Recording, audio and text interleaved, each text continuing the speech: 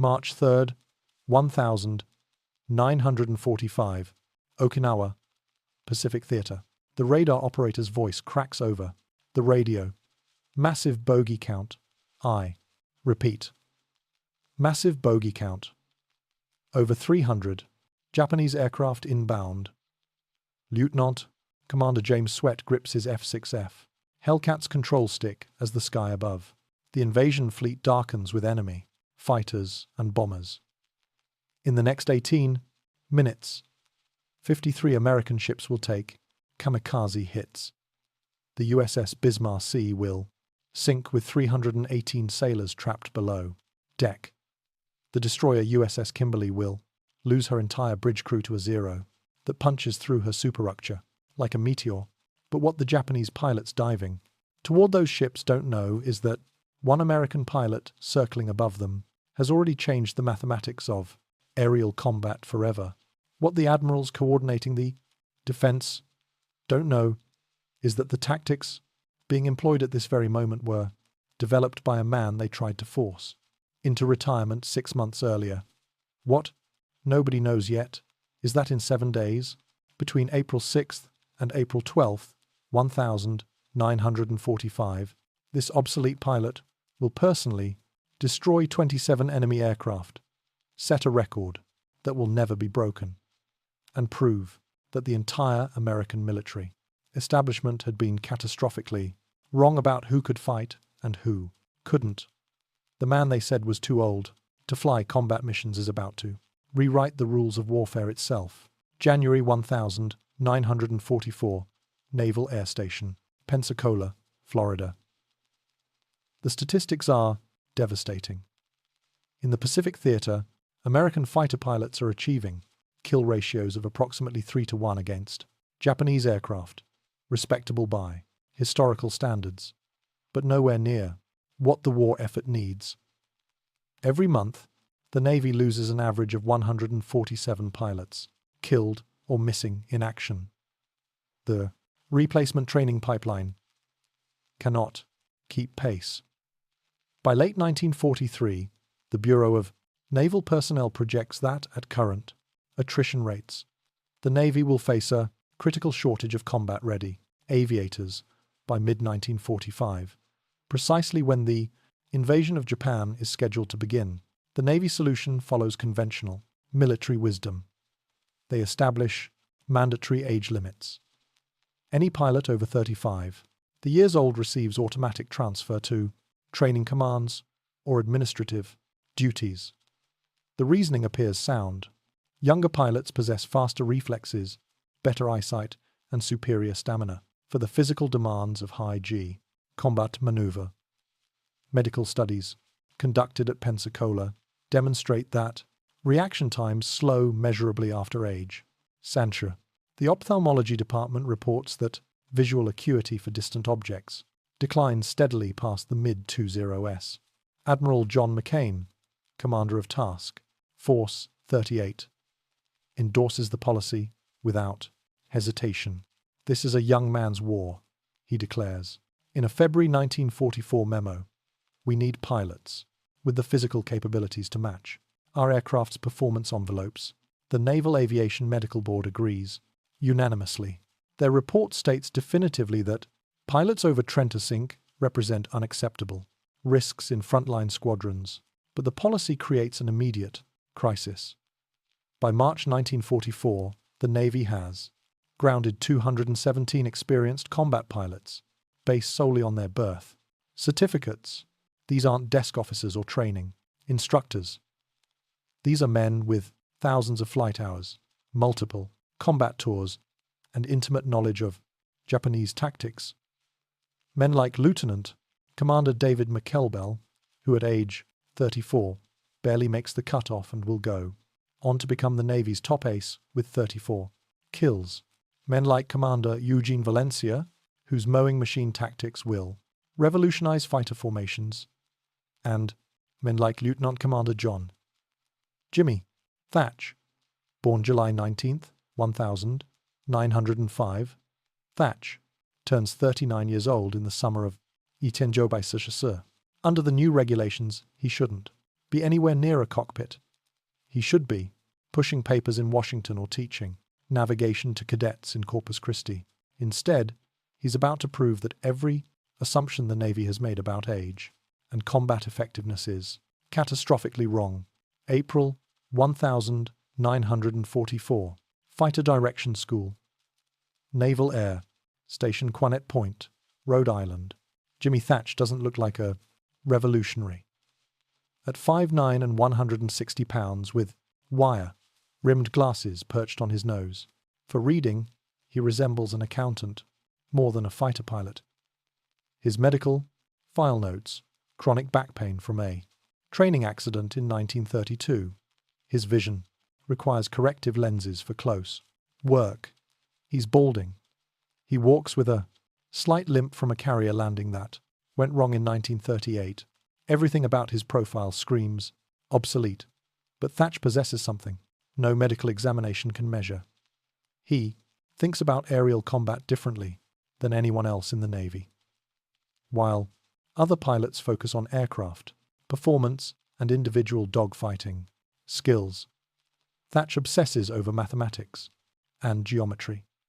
He fills notebooks with diagrams, calculating angles of attack, relative velocities, and firing solutions.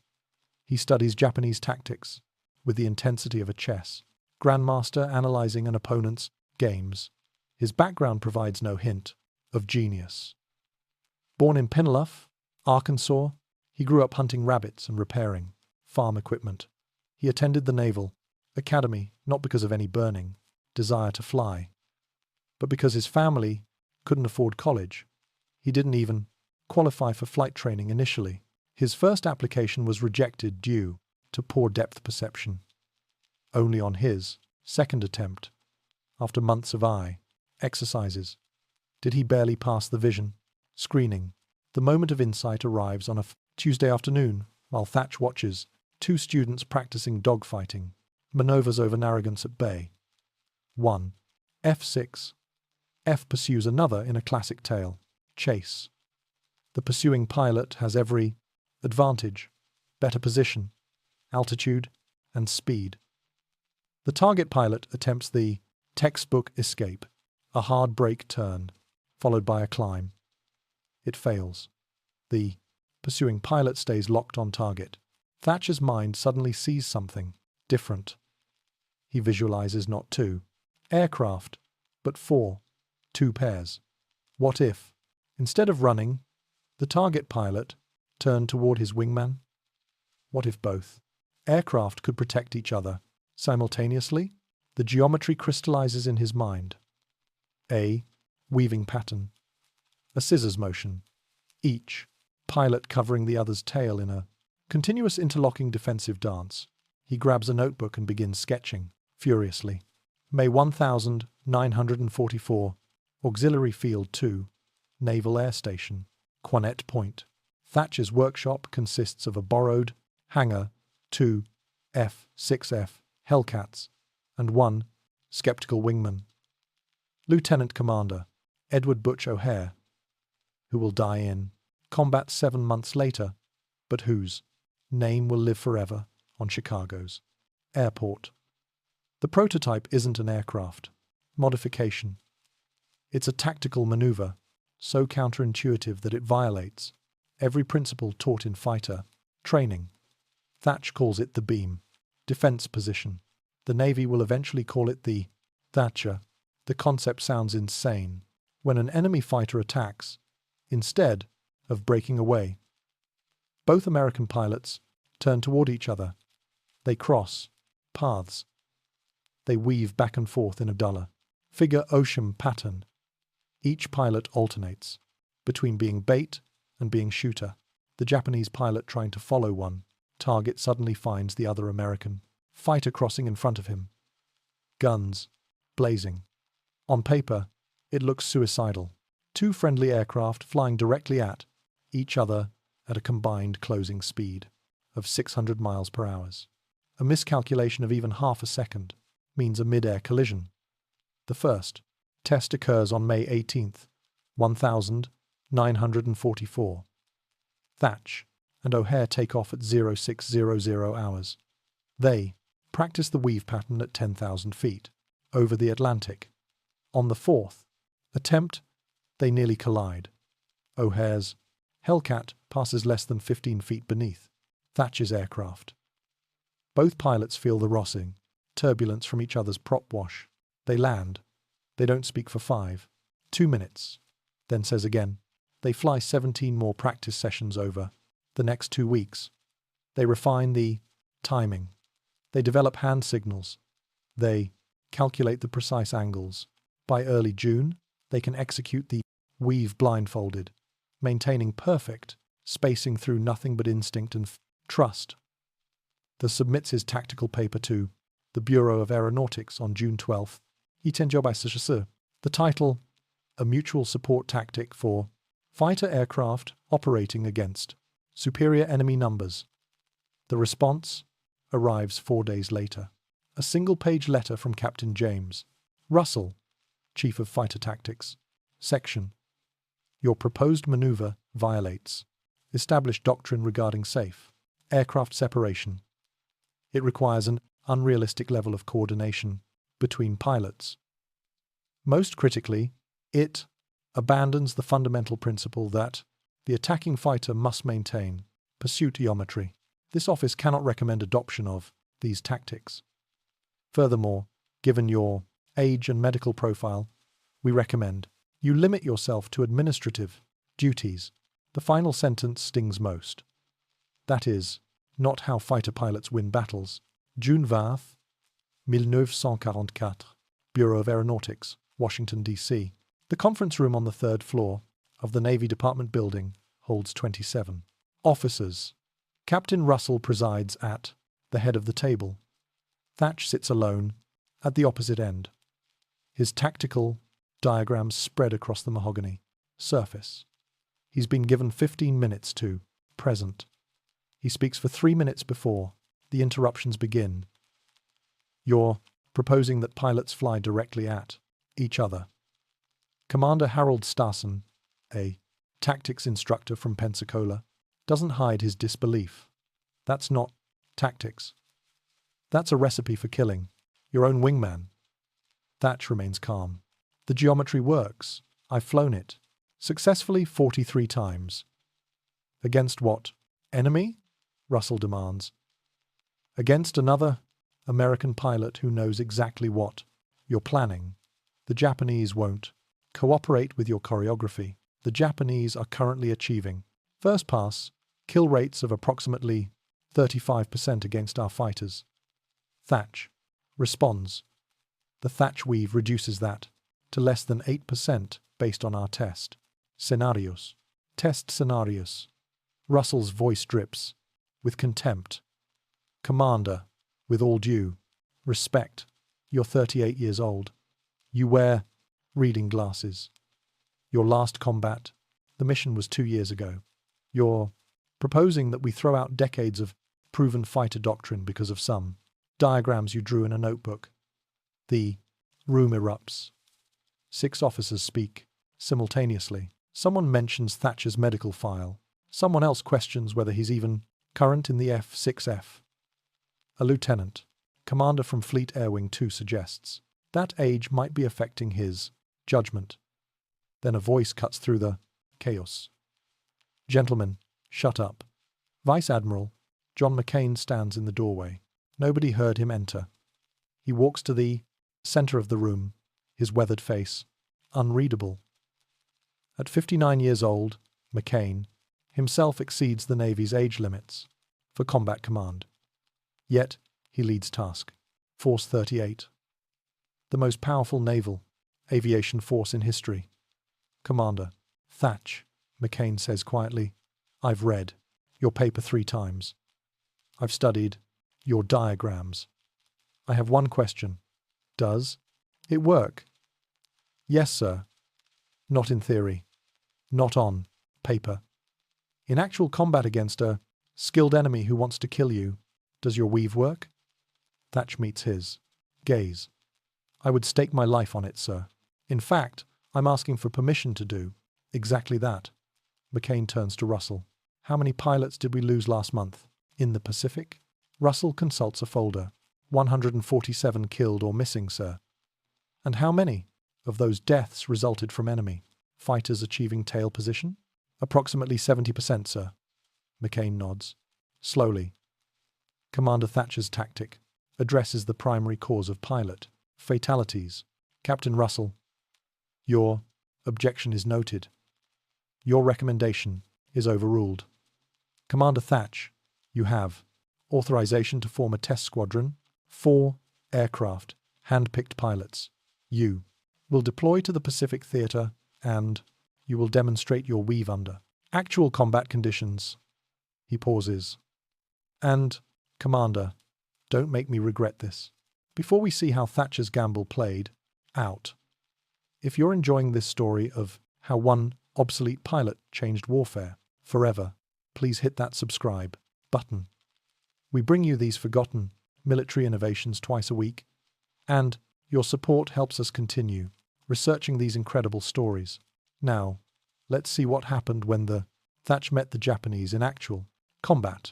August 24th, 1944, USS Lexington, Philippine Sea. The test begins at 8:47 hours. Thach leads a 4-pane division. Himself, Lieutenant J.G. Richard Dick May, Onson, John Carr, and Lieutenant Howard Burris. Their mission combat air patrol over the Torti, carrier task force during strikes against Japanese airfields in the Philippines. At 0923 hours, radar picks up bogies 12. Mitsubishi, a 6M0 fighters approaching from the northwest at 15,000 feet. The Japanese pilots are veterans from the 253rd Air Group, experienced hunters who have collectively downed 47 American aircraft. Thach's division climbs to meet them. The Japanese, seeing only 4 American fighters, attack immediately. This is exactly what Thach anticipated. The Zero pilots employ their standard tactic, split into 2 groups, one high and one low, attempting to sandwich the American formation. Weave on my mark. Thach radios. 3, 2, 1. Mark. The 4 Hellcats split into 2 pairs. That and May form the first element. Carr and Burris form the second. They begin the weave. From the Japanese perspective, the maneuver appears suicidal. The American fighters seem to be flying directly at each other. Zero. Pilot Saburo Sakai, who survives the war, and later writes extensively about this encounter, describes his confusion. The American aircraft crossed in front of each other in a pattern I had never seen. I selected one as my target and began my attack run. But as I closed, his wingman appeared in my gun sight, flying perpendicular to my line of attack. I was forced to break off. When I repositioned for another pass, the pattern had shifted again. It was like trying to shoot ghosts. The weave's effectiveness becomes immediately apparent. The Japanese achieve 0 first pass hits. Every time a 0 commits to an attack, the target's wingman crosses into firing position. The Japanese pilots find themselves defensive, dodging American guns instead of pressing their attacks. The engagement lasts 11 minutes. When it ends, 4 Japanese Zeros are falling into the Philippine Sea. 8 more are damaged and fleeing. Thach's division suffers 0 casualties. May's aircraft takes 3 bullet holes in the tail section. That's the extent of American damage. The kill ratio, 4-0. But the real test comes 3 days later. August 27th, 1944. Same location. This time, the Japanese know what's coming. They've briefed their pilots. They've studied the American tactic. They've developed counters. 21 fighters attack Thach's division, determined to prove the weave can be beaten. The engagement lasts 19 minutes. It becomes a masterclass in tactical aviation.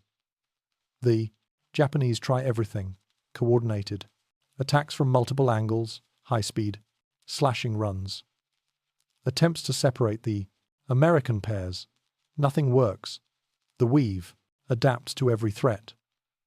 When the BART, Japanese attack from above, the weaving pattern flattens. When they attack from the side, it tightens. The mutual support proves unbreakable. 7 more Japanese aircraft fall. Thach's division again suffers 0 losses. Ensign Carr's aircraft takes damage to the GO, engine cowling, but makes it back to the carrier. The cumulative numbers tell the story. In 5 separate engagements, between August 24th and September 2nd, WWII Thach's test squadron encounters 73 Japanese aircraft. They shoot down 21. Confirmed, with 14 more listed as probable. American losses, 0. Aircraft, 0 pilots. The kill ratio, 21-0 or infinite if you're counting. Mathematically, by mid-September, every fighter squadron in the Pacific Fleet is training on the Thach Weave. The impact on American fighter effectiveness is immediate and dramatic. In July 1944, before widespread adoption of the Weave, Navy fighters achieved kill ratios of 3.2-1 against Japanese aircraft. By October, 1,944. After implementation, that ratio jumps to 7.8-1. By December, it reaches 12-1. The monthly pilot fatality rate drops from 147 to 89 to 51. In 3 months, the fine-divined Thach Weave saves an estimated 186 American pilots' lives. But the tactics' greatest test comes during the largest naval battle in history. October 25th, WWII, Battle of Leyte Gulf, Philippine Islands. The Japanese launch Operation Shogo, their last desperate attempt to destroy the American invasion fleet. Over 300 Japanese aircraft attack the escort carriers of Taffy 3. The Americans are outnumbered 6-1. The escort carriers, fighter squadrons deploy using the Thach Weave as their primary defensive tactic. Lieutenant Commander Edward Huxable leads a 6-plane division from USS Gambier Bay. His combat report, filed 3 days later, describes the engagement. We were jumped by approximately 30 zeros and valves at those 742 hours. We immediately formed 3 weave pairs. For the next 47 minutes, we maintained the weave pattern while engaging multiple enemy aircraft. The Japanese could not achieve sustained tail position on any of our aircraft. We scored 11 confirmed kills. We lost 1 aircraft. When Enon Roberts took a lucky shot through his oil cooler, but he made it back to the carrier. The Weave saved our lives. Without it, we would have been slaughtered. The battle statistics validate Huxable's assessment. American fighters using the Thach achieved kill ratios averaging 9.3-1 during the Leyte Gulf engagements. Squadrons not yet trained in the Weave averaged 3.1-1. The difference represents approximately 40 American pilots who survive because of Thach's innovation.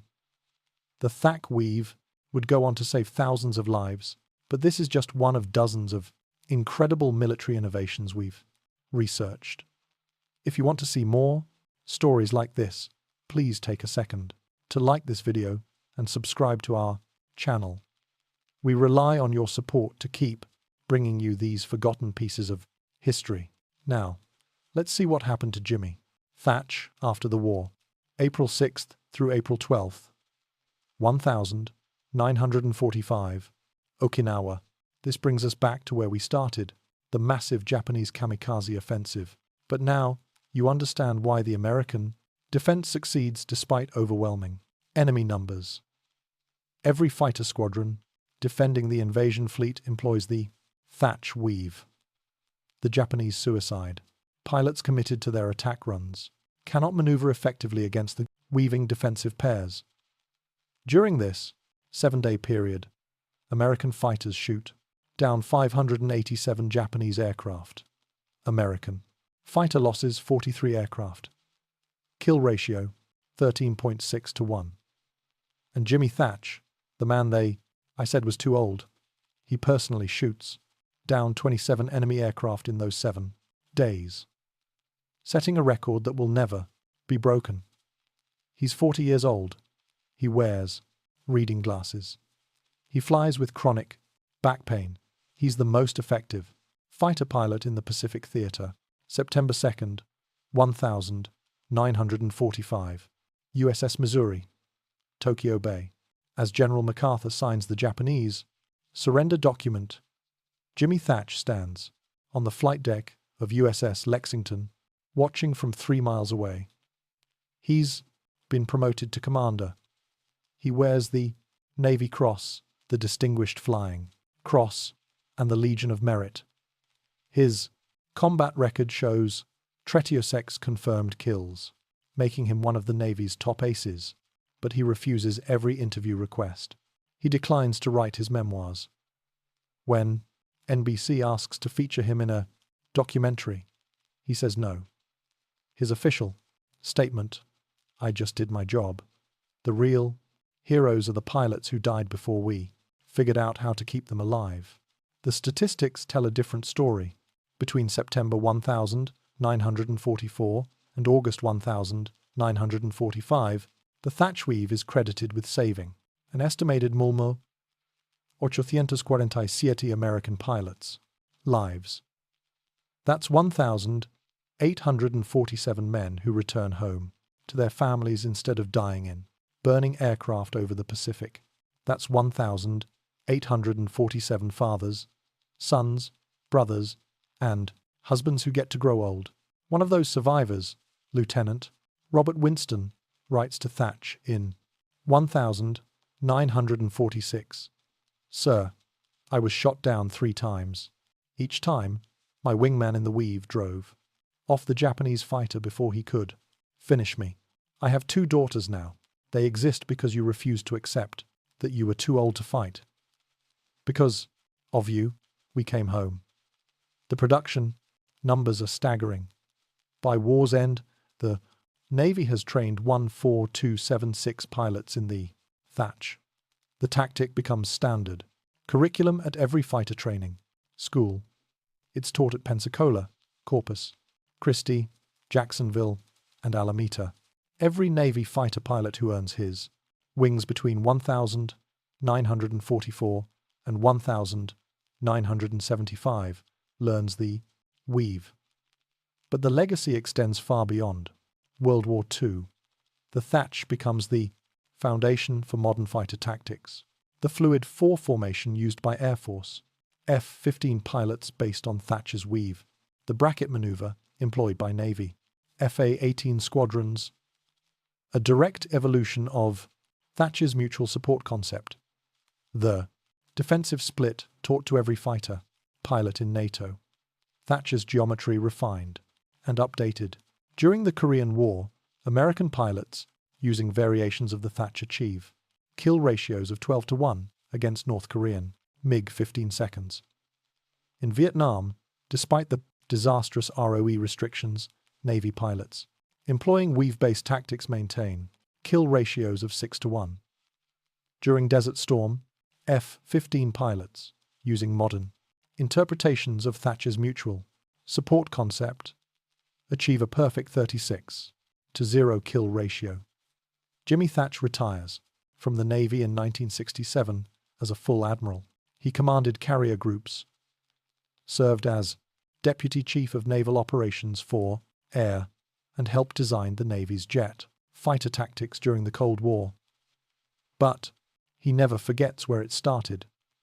A supposedly obsolete pilot told he was too old to fight, proving that innovation matters more than age. He dies on April 15th, 1981, at age 75. His obituary in the New York Times runs 147 words. It doesn't mention the 147 lives his tactics saved. It doesn't mention that his weave is still taught to fighter pilots today. It doesn't mention that he changed warfare forever, but the book pilots remember. At his funeral at Arlington National Cemetery, 237 former Navy aviators attend. Many are in there, 60 seconds and 70 seconds. They stand in the rain, saluting as the honor guard folds the flag. One of them, a 72-year-old retired captain named Michael Harris, speaks for them all. He was told he was too old, too slow, too obsolete. He proved that wisdom beats youth, that thinking beats reflexes, that one man with the right idea can save thousands of lives. He taught us that the most dangerous thing in warfare isn't the enemy.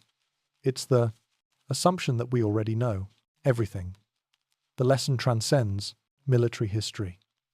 Jimmy Thach's story reminds us that bureaucracies often mistake credentials for capability, youth for competence, and conventional wisdom for truth. The experts were certain that pilots over 35 couldn't fight effectively. They had studies, they had data, they had consensus. They were catastrophically wrong, because the man they dismissed as obsolete didn't just prove them wrong, he saved nearly 2,000 lives, revolutionized aerial combat, and created a tactical innovation still used. 79 years later, he did it not, despite his age, but because of it.